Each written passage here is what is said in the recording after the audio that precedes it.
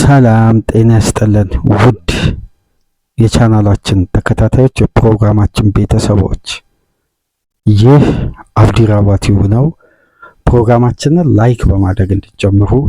ላይክ ስታደርጉ የዚህም ፕሮግራም ተደራሽነት ተደማጭነት ከፍ ስለሚያደርግ ላይካችሁ ይጠቅመናል። ላይክ እያደረጋችሁ ፕሮግራማችንን እንድትጀምሩ፣ አዲስ የሆናችሁ ሰብስክራይብ በማድረግ የደወል ምልክቷን በመጫን እንዲሁም ላይክ እያደረጋችሁ፣ ዛሬ የከፈታችሁ ሰብስክራይብ ብቻ ሳይሆን ላይካችሁም ያስፈልጉናል።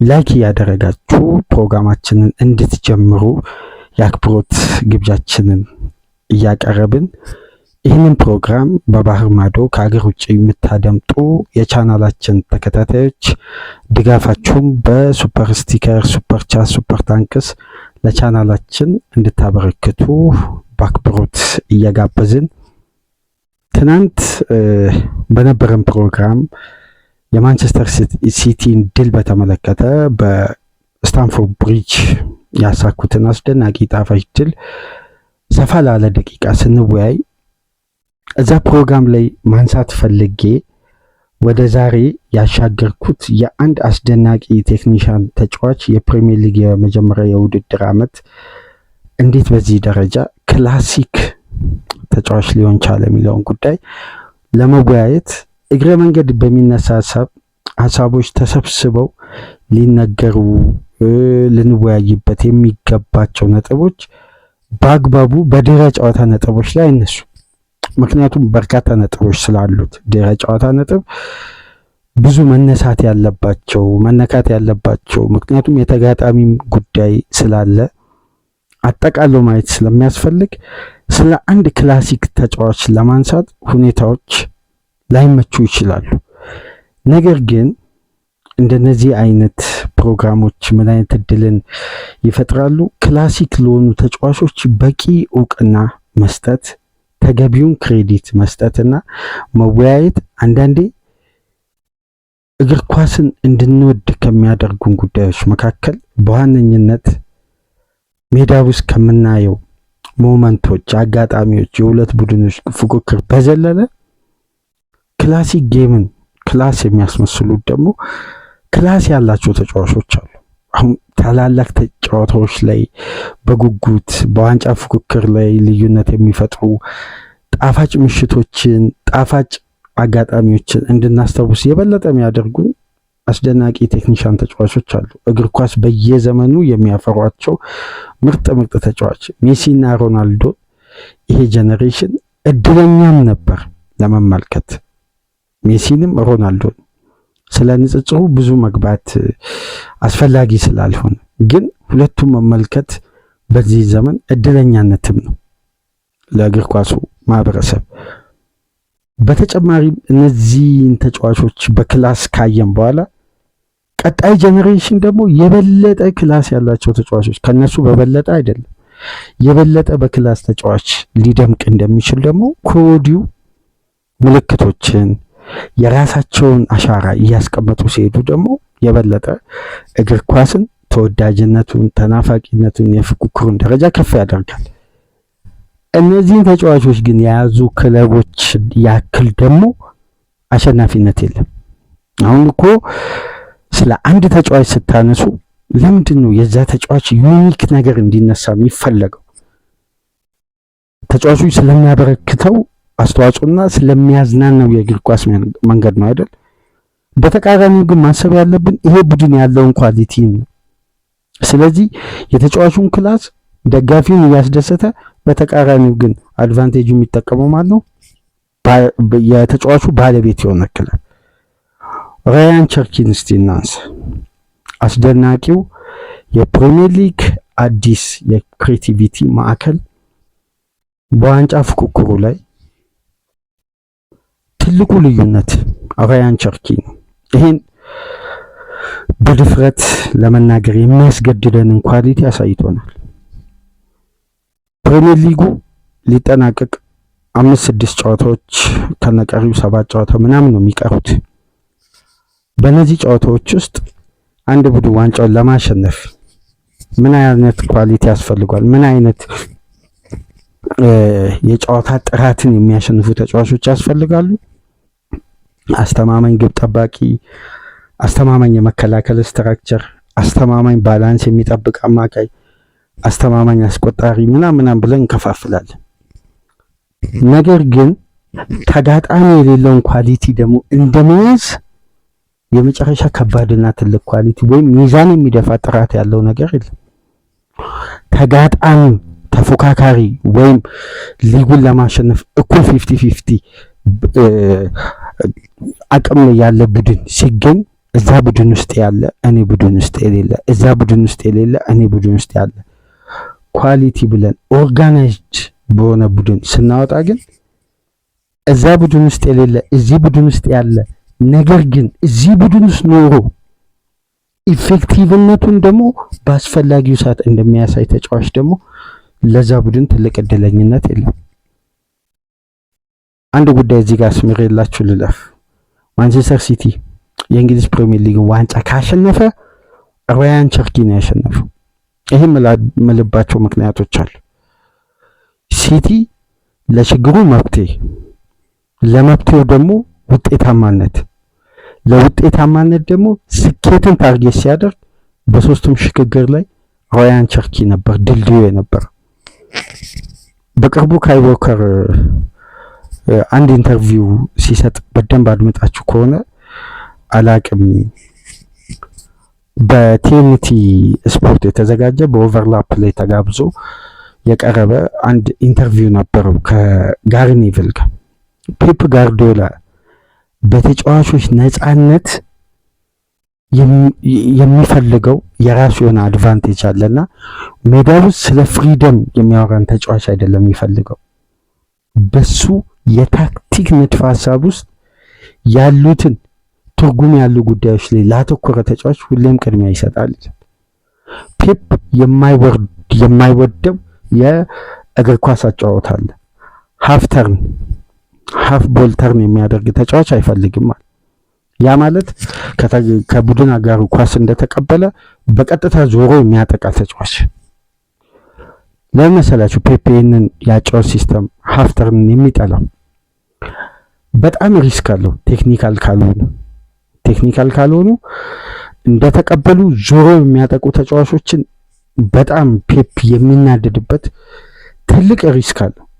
ሃፍ ተርን ላይ አግሬሲቭሊ ፕሬስ የሚያደርግ ቡድንና በአካል ብቃት ፈርጠም ያለ ቡድን ላይ እንዲህ አይነት ሪስክ መውሰድ ቴክኒካሊ ፍሌክሲብል አንድ ተጫዋች ካልሆነ በቀር ያ ኳስ ከተነጠቀ ለዳይሬክት አታክ፣ ለሃይ ተርኖቨር በጣም የመጋለጥ ባህሪው ከፍተኛ። ለምን ቢልድ አፕ ላይ ነው ያለው ያኛው ቡድን ኳሱን የያዘው። ፔፕ የሚጠላበት ዋነኛ ምክንያት ላብራራላችሁ እና ቸርኪ ውስጥ ያለውን ጉዳይ ፔፕ ከአቅም በላይ መከልከል ፈልጎ ሳይሆን ስለሚያስፈልገው ግን ፔፕ በአስገዳጅ ሁኔታ የተቀበለው ነገር አለ። ልክ አንድ ተጫዋች ተርን እንዳደረገ ኳሱን ሲነጠቅ የተጋጣሚ ቢልድ አፕ ስትራክቸር ምን ላይ ነበር? ያ ባለ ኳሱ የፔፕ ቡድን ማለት ሁለቱ ዊንግ ዋይድ ኤሪያ ወጥተዋል። ዲፌንሲቭ ሚድፊልደሩ ከተከላካዮች ፈንጠር ብሎ ወይም ወጣ ብሎ 10 ሜትር ርቆ ነው ያለው። ሁለቱ ሴንተር ባኮች ሃይ ላይን ላይ ነው ያሉት። ያ ቡድን ነጠቀ። ተመልከቱ እንዴት ወደ ሃይ ተርኖቨር እንደሚቀየርና የሲቲን የአደጋ ክልል ኤክስፕሎት ለማድረግ እንደሚመች። ስለዚህ ምንድነው ንቃት ስለሚፈልግ መልስና ዞረ ለትራንዚሽን እየተመቸ ኳሱን ተቀበል ነው ፔፕ የሚለው። ዞረ ፊትን ለራስ የቡድን አጋር ሰጠ ኳስ ተቀብለ ስትዞር የተጋጣሚ ፕሬሲንግ በቀጥታ አንተን አዳፕት ነው የሚያደርገው። ይሄን ስትራክቸር አልፈልግም የሚለው ፔፕ ለዚህ። ስለዚህ ፎደን በዚህ ቴክኒኩ ደግሞ የታወቀ ነው። ፎደን ላይ ግን ጫና የማያደርሰው ለምን መሰላችሁ?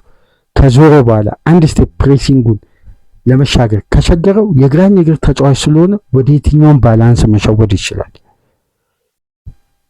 ፔፕ ሜሲ ላይ እና ፎደን ላይ ብዙ ይሄ ጠንከር ለማለት አይፈልግም፣ ላላ ይላል ሁለቱ ቴክኒሻል ተጫዋቾች ላይ።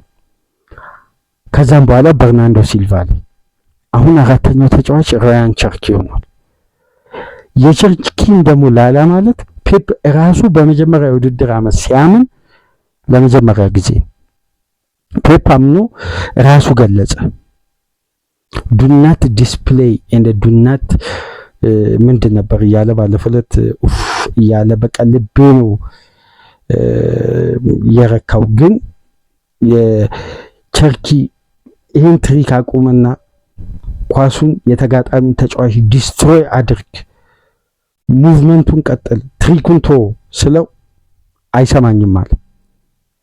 አይሰማኝም ማለት ፖዚቲቭሊ ነው ፔፕ ይህንን የገለጸው።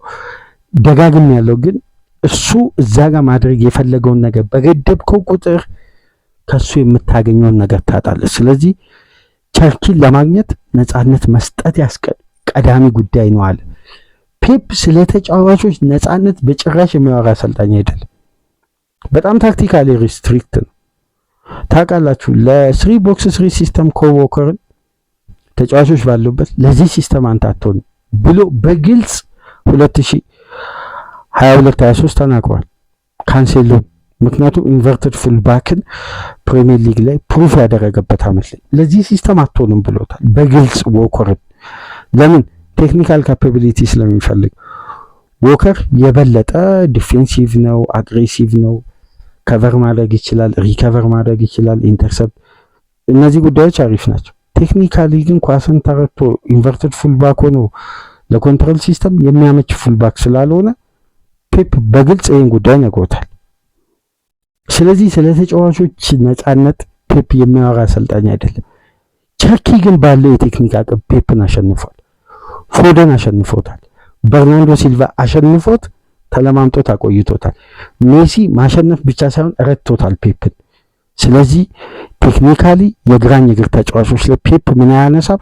አመፃ አያነሳም፣ አይቆጣም፣ ኮስተር አይልም።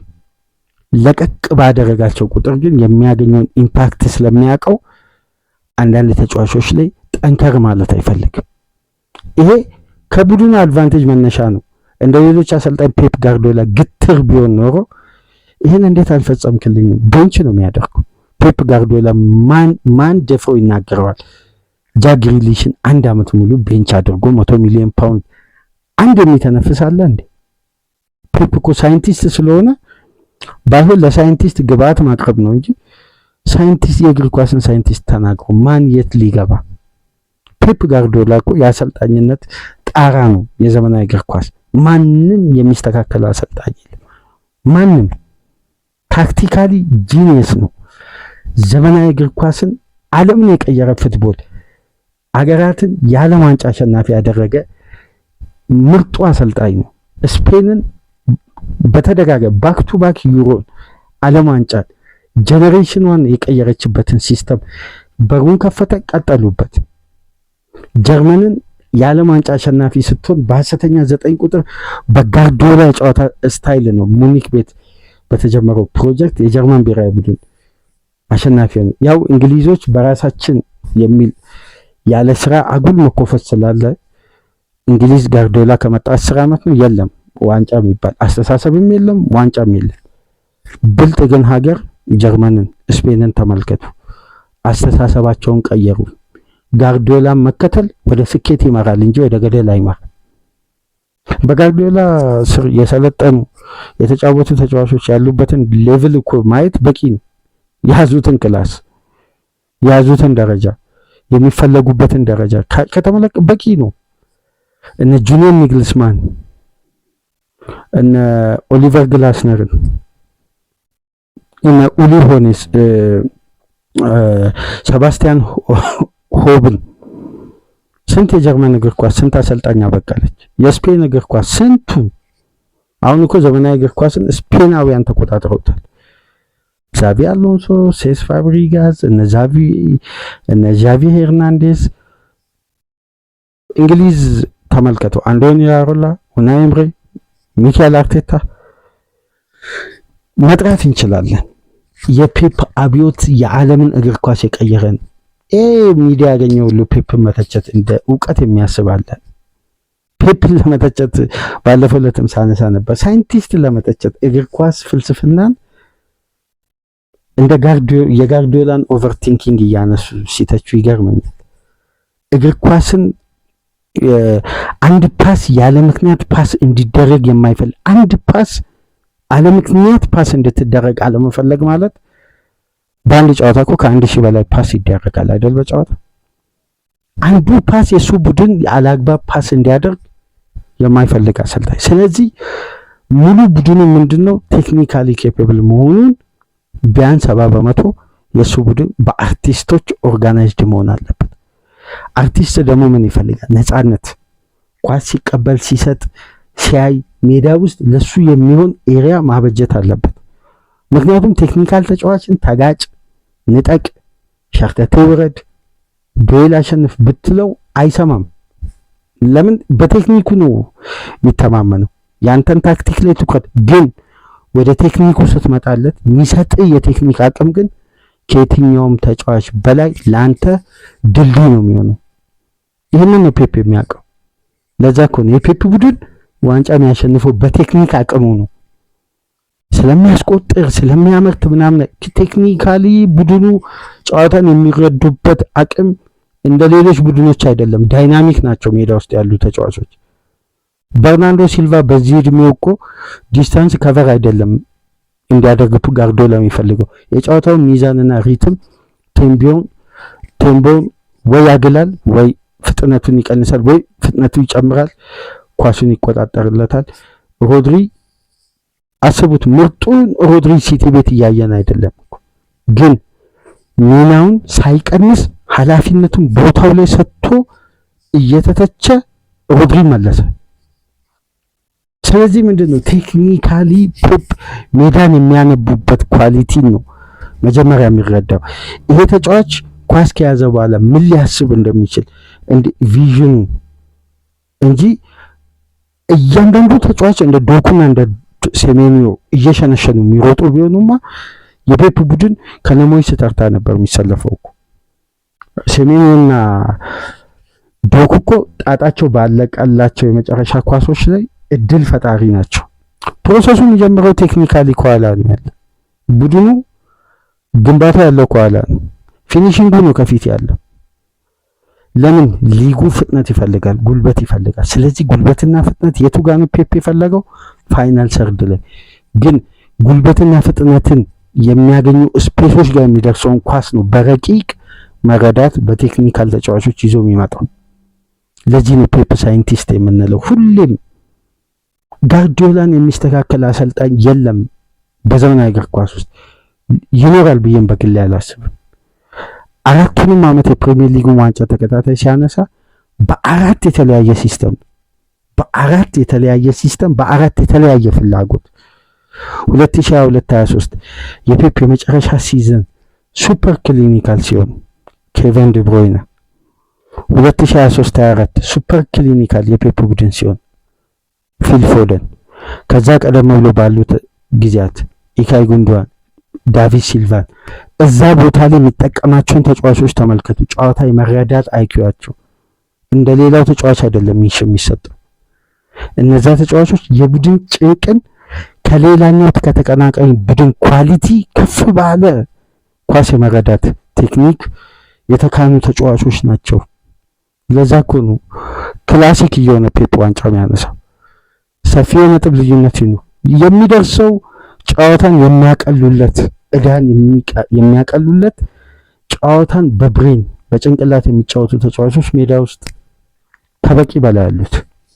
ዘንድሮስ ሮያን ቸርኪ በነፃነት ውስጥ የሚፈልገውን ነገር እንዲያደርግና ፔፕ የሚፈልገውን ነገር እንዲሰጥ የሰጠው ነፃነት፣ እሱ የሚፈልገውን ነገር ያደርጋል። ተመልከቱ። ፔፕ ጋርዲዮላ ደስተኛ ባይሆን እንደዛ ሲናደድ ካሜራው አሳይቶናል። ቸርኪ አርሴናል ላይ ሲያንጠባጥብ ግን ትሪኩን ማቆም ቀንሷል እንዴ? ከካራቦ ካፕ ጨዋታ በኋላ አልቀነሰም። ከሊቨርፑል ጋርም ትሪክ ያደርጋል፣ ከቼልሲ ጋርም ትሪክ ያደርጋል። ይሄን ምንድነው?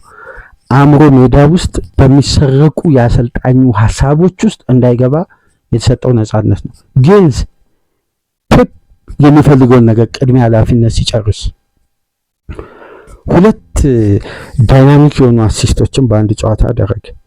እነዚህም በአንድ ጨዋታ ሁለት አሲስት ማድረጉን ደግሞ በዘንድሮ የውድድር ዓመት 4 ጊዜ ነው ያደረገው። በአምስቱ ትላልቅ ሊግ ማንም ተጫዋች አላደረገም። ብቸኛ ተጫዋች ተመልከቱ። ራያን ቸርኪ ወደ ኢትሃድ ከመምጣቱ በፊት ከተጫዋቾች ጨዋታ እኩል የግብ ተሳትፎ አድርጎ መጣ። እንዴት የሚለው ጉዳይ ብዙ ሲያነጋግር ነበር። በጣም የሚያስገርማችሁ 49.6 በመቶ በቀኝ እግሩ፣ 51.4 በመቶ በግራ እግሩ ነበር አሲስት እና ጎል ያስቆጠረው እኩል። የቸርኪ ቴክኒክ ለየት የሚያደርገው ሁለቱን እግሮችን እኩል መጠቀም መቻሉ፣ ልክ እንደነ ደምቤሌ ማለት። ስለዚህ ሜዳ ውስጥ ቴክኒካሊ የትኛውንም ነገር ክሬት ለማድረግ ቸርኪ ወደሚጫወትበት እግር ፖዚሽን እየፈለገ አይጫወትም ማለት። ቀኙ በኩል ለመንጠቅ ከመጣ ወደ ግራው ቴክኒካሊ መሸወድ ይችላል። ግራውን ከመጣ ወደ ቀኝ፣ በሁለቱም እግር መጫወት። ይሄ ኳሊቲውና ይሄ ቪዥኑ ደግሞ ለፔፕ ታክቲካል ሱፔሪዮሪቲ ለመውሰድ የበለጠ አመቺ ያደረገው ምን መሰላችሁ?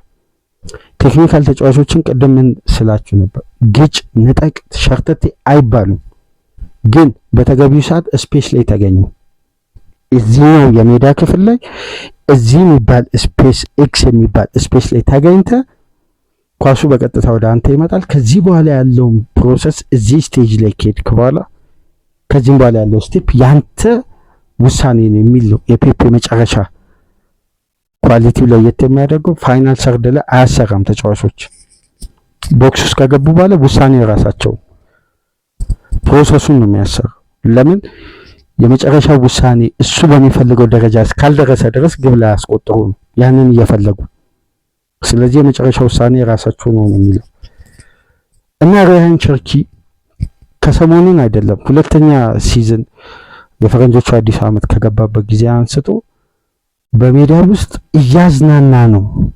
እንግዲህ ቸርኪ ለሲቲ ጣፋጭ ድሎችን እያመጣ የሚገኘው ልብ ብላችኋል። ግን አድማጮች ራያን ቸርኪ እኮ ኳስ ከያዘ በኋላ እይታው አንድ እንግዲህ የፈረንሳይ ሚዲያ ለሀገራቸው ልጆች ያው የእንግሊዝ ሚዲያ ሪዮን ጎሞሃንና ዳውንማንን ሰማይ እንደሰቀለው ፈረንሳይ እንግዲህ ለቀጣይ ዓለም ዋንጫ የክሬቲቪቲ እጥረት ከዚህ በፊት ይነሳ ነበር ታስታውሳላችሁ። በየውድድር ዓመቱ የሚነሳው እጥረት ምንድነው? የክሬቲቪቲ። ዘንድሮ ደግሞ ኦሊሴና ቸርኪ ብቅ ብለዋል። ሁለት ምርጥ የክሬቲቪቲ ማዕከል። ምን አለ የሌኪፕ አንድ ዘገባ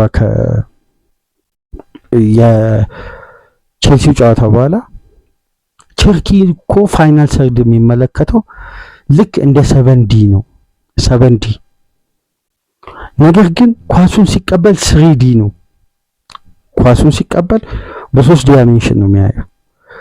ኳስን ግን ድሪብል ማድረግ ከጀመረ በኋላ ዳይሜንሽኑ 7 ይሆናል አለ። ለምን መሰላችሁ? 3.5 በቀኙ 3.5 በግራው ይላሉ። እይታው ማለት ነው። ይሄ ማለት ለማጋነን የተጠቀሙት ቃል ነው። በእርግጥ ግን እይታው በየፌዙ የተለያየ ነው ይልና የትኛውን ኳስ ያመጣላቸዋል መሰላችሁ? ሲቲ በሃይ ተርኖቨር ሲያስቆጥር ቸርኪ በሄዲንግ ሁላ አሲስት አድርጓል ለሃላንድ፣ በስሩ ፓስም አሲስት አድርጓል። የቼልሲ ጨዋታ ግን ለየት የሚያደርገው ከኮርና ቦታ ቸርኪ መሰለፍ ከጀመረበት ጊዜ አንስቶ ሲቲ ዳይሬክት አታክ ማድረግ አቆሟል። ቸርኪ ወርዶ ኮርናዎችን ይጀምራል። እነዛ ኮርና ኳሶች ግን ትራንዚሽናቸው ስሎ እየሆነ ከዚህኛው ፌዝ እዛኛው ፌዝ ከዚህኛው ፌዝ እዛኛው ፌዝ እየተፈራረቀ ራያን ቸርኪ ምንድነው እያደረገ የሚገኘው?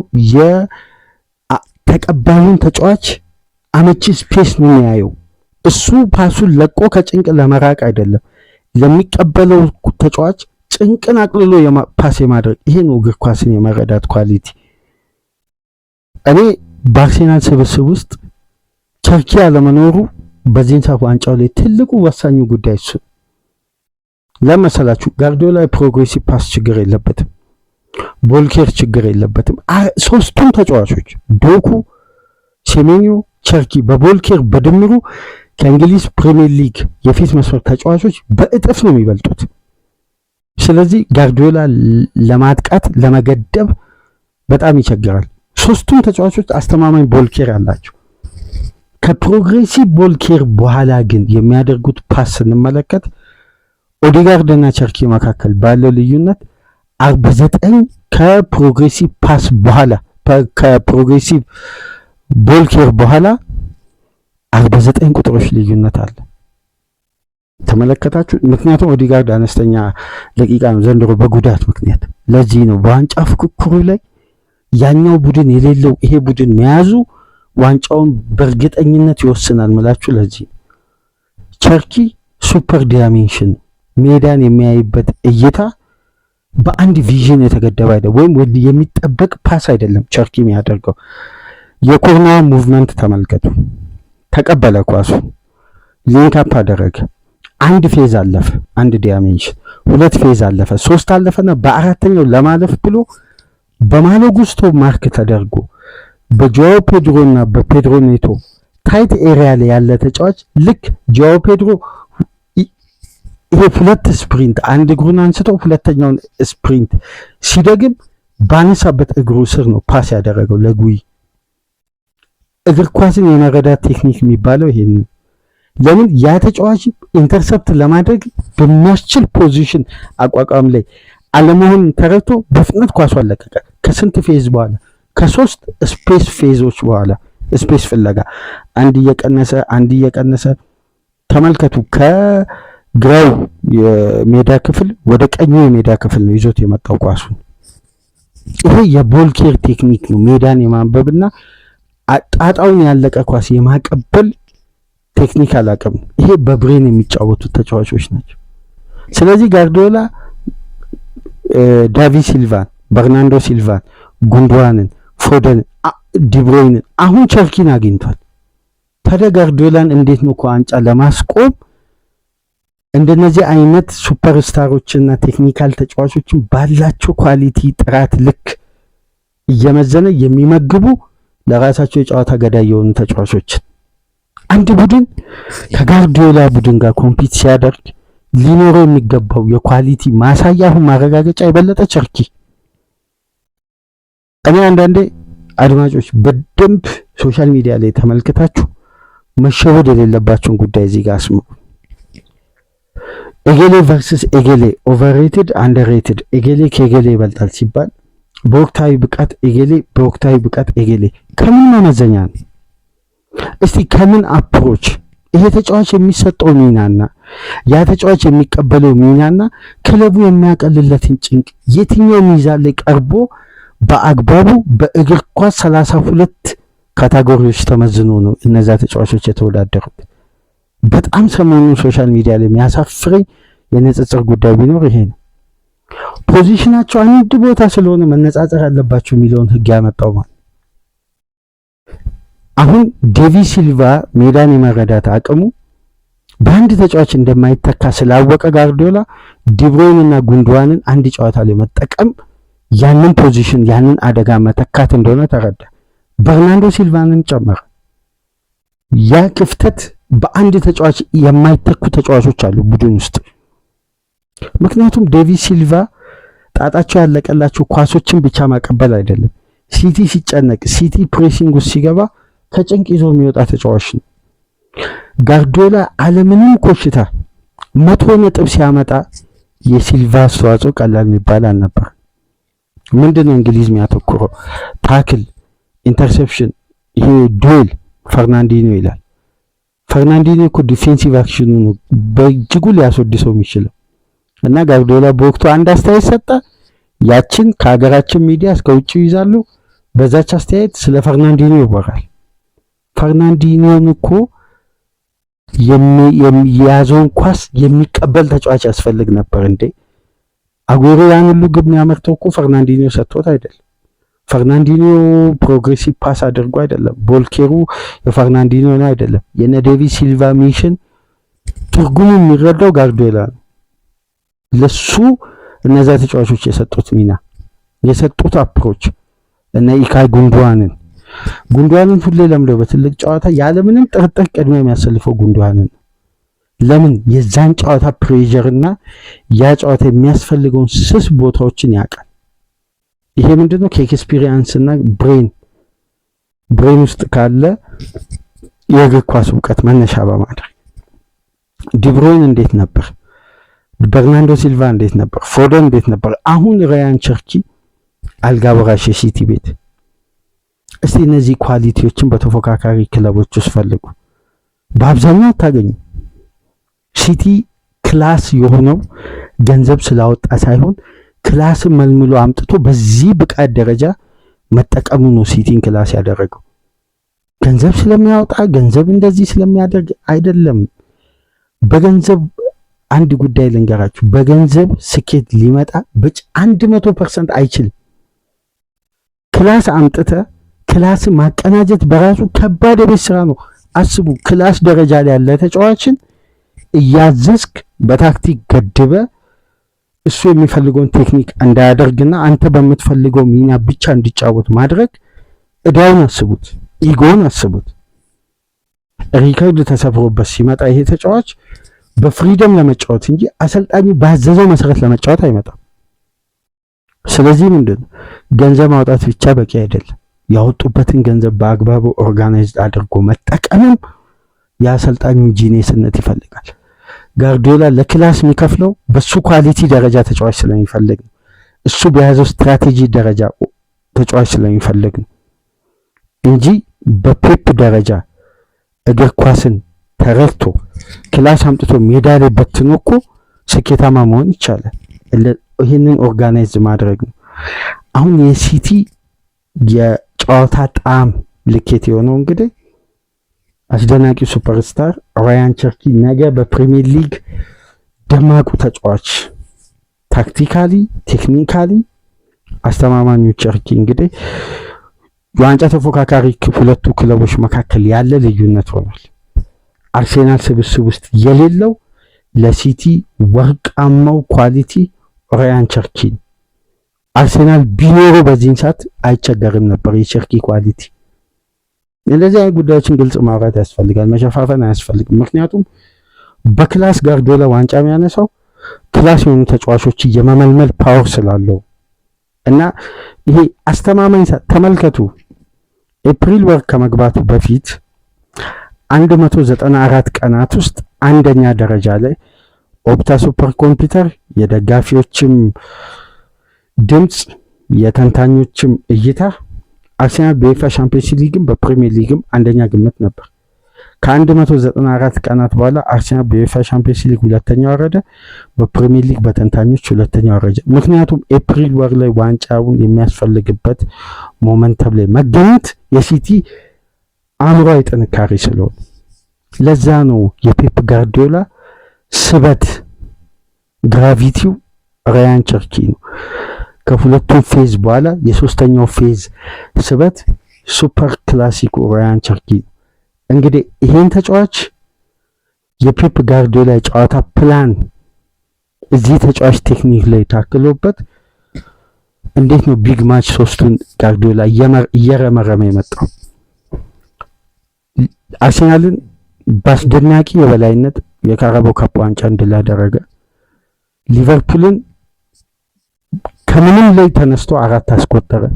35 ደቂቃ ሊቨርፑል ዶሚኔት ነበር። ከዛም በኋላ ሲቲ ሲያስቆጥር ብቻ ነው የተመለከትነው። እሁድ ዕለት ቼልሲ ላይም በተመሳሳይ ከረፍት በኋላ በታትኖ አሸነፈ 9-0 3 የቶፕ 6 ቡድኖችን በክሊን ሺት። ከ9 ግቦች ውስጥ አንድ ነው ፍጹም ቅጣት ምት፣ 8ቱ ኦፕን ፕሌይ ሲኩዌንስ ነው። ልብ በሉ 8ቱ የተቆጠረው ክፍት ከሆነ እንቅስቃሴ ነው።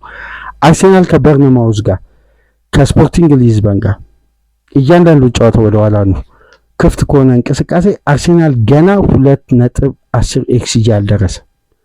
ሲቲስ 13.8 ኤክስጂ በ3 ጨዋታ ክፍት ከሆነ እንቅስቃሴ 9 ግብ። ሱፐር ክላሲክ ማለት ይሄ ነው። ዋንጫ የሚያሸንፈው ሴት ኦን ፕሌይ ሳይሆን ኦፕን ፕሌይ ሲኩዌንስ ነው። ይሄን 100% ሲዝኑን ሙሉ ስንናገር ስንሰደብ ስንወቀስ ነበር። ለዋንጫ ዋስትና የሚሰጠው ክፍት የሆነ እንቅስቃሴ ስትራቴጂ እንጂ የቆሙ ኳሶች አይደለም። በቆሙ ኳሶች ዋንጫ ያነሳ ቡድን የለም በፕሪሚየር ሊግ። ተመልከቱ፣ ባለፉት 12 ዓመታት በፕሪሚየር ሊጉ በየዓመቱ የሚቆጠሩ ግቦችና ክለቦች ያሸነፉትን ዋንጫ ብትመለከቱ 66.8% የተቆጠሩት ክፍት ከሆነ እንቅስቃሴ ነው። ማንቸስተር ሲቲ ባሸነፈባቸው ፕሪሚየር ሊግ የዋንጫ ዓመታት ሁሉ ከ67.5% ግቦችን ሲቲ የሚያስቆጥረው ክፍት ከሆነ እንቅስቃሴ በሴቶን ፕሌይ ጌም ኦፍ ስቴት እንጂ ጌም ቼንጀር የጨዋታ ስታይል አይደለም። ለዛ ነው እና ራያን ቸርኪ በዛኛው ክለብ የሌለ ኳሊቲ ሲቲ ቤት ያለ ኳሊቲ ተብሎ ለንጽጽር በእንግሊዝ ሚዲያ እየቀረበ የሚገኝ ሲቲ ማርሹን የበለጠ ከፍ አድርጓል። ኢታሊ ላይ የፔፕ ንቃት ፍላጎት በታደሰ ኃይልና በ7 ቀን የሪከቨሪ ጊዜ ጊሩ ተመልቶ ይመለሳል። ኢትሃድ ከባዱን ፍልሚያ የዋንጫውን ውሳኔ የሚሰጠውን ጨዋታ ሁለት ታስተናግዳለች። የቸርኪ የኳስ ልዩነትና የቴክኒክ አቅም የዛ ጨዋታ ልዩነት ነው የሚሆነው። እዚህ ቡድን የሌለ እዛኛው ቡድን ያሉ ኳሊቲዎች የጨዋታ ልዩነት ናቸው የምንልባቸው ምክንያቶችን እሁድ ኢታድ ማረጋገጫ ይሆናል። ያኔ ደግሞ ጉዳዮች ላይ በበቂ ሁኔታ ማብራሪያዎችን ይዘን የምንመጣ ይሆናል። ራያን ቸርኪ ግን ዴይሊ ሜል ትናንት ምሽት ምን የሚል ሪፖርት ይዞ ወጣ መሰላችሁ አድማጮች? በቀሪ ጨዋታዎች ሲቲ በያዘው ሞመንተም ላይ ከቀጠለና የሊጉ ዋንጫ ካሸነፈ የሁለቱም የዓመቱ ኮከብ ተጫዋች እንዳይሆን በግሌ ይሰጋለሁ አለ። የወጣቶችም የፕሪሚየር ሊጉም የዋና ተጫዋቾች የዓመቱ ኮከብ ተጫዋች እንዳይባል። ምክንያቱም በዚህን ሰዓት ያለው ሞመንተም ነው ዋንጫን ሊያሸንፍ የሚችለው። ይሄን ደግሞ በአስተማማኝ ሁኔታ ሜዳ ውስጥ እየፈጸሙ የሚገኘው ሲቲ፣ ጋርዲዮላና ቸርኪ ናቸው። በቀጣይ እሁድ ከሚኖረው ጨዋታ በፊት ቅድመ ጨዋታ ነጥቦች ላይ እንወያያለን። ያኔ በተጨማሪ ሀሳቦች እንመጣለን። ለማንኛውም ራያን ቸርኪ የፔፕ ጋርዲዮላ የልብ ስበት የሆነበትን ፕሮግራም በእንዲህ መልኩ አቀረብን። ላይክ፣ ሼር፣ ሰብስክራይብ ማድረጋችሁ እንዳትረሱ። ከሀገር ውጭ የምታደምጡ በሱፐር ስቲከር፣ በሱፐር ቻት፣ በሱፐር ታንክስ ድጋፍ አድርጉ። በሶስት ፕሮግራሞች ለተማክሰኞን ቆይታ አደረግን። በማንቸስተር ዩናይትድ ሽንፈት፣ በሊቨርፑል የዛሬ ምሽቱ ጨዋታ፣ በራያን ቸርኪ የፕሪሚየር ሊጉ ምርጡ የክሬቲቪቲ ተጫዋች ላይ ታዲያ በእነዚህ ሶስት ፕሮግራሞች ላይ ያላችሁን ሀሳብ አስተያየት፣ እንዲሁም ከሀገር ውጭ የምታደምጡ አድማጮች ድጋፋችሁን እንድትለግሱ በአክብሮት እያቀረብን ነገ በሚኖረን ድረ ጨዋታ ነጥቦች ላይ በንጋት ፕሮግራሞች እንገናኝ። እስከዛው ድረስ ሰላም ቆዩ።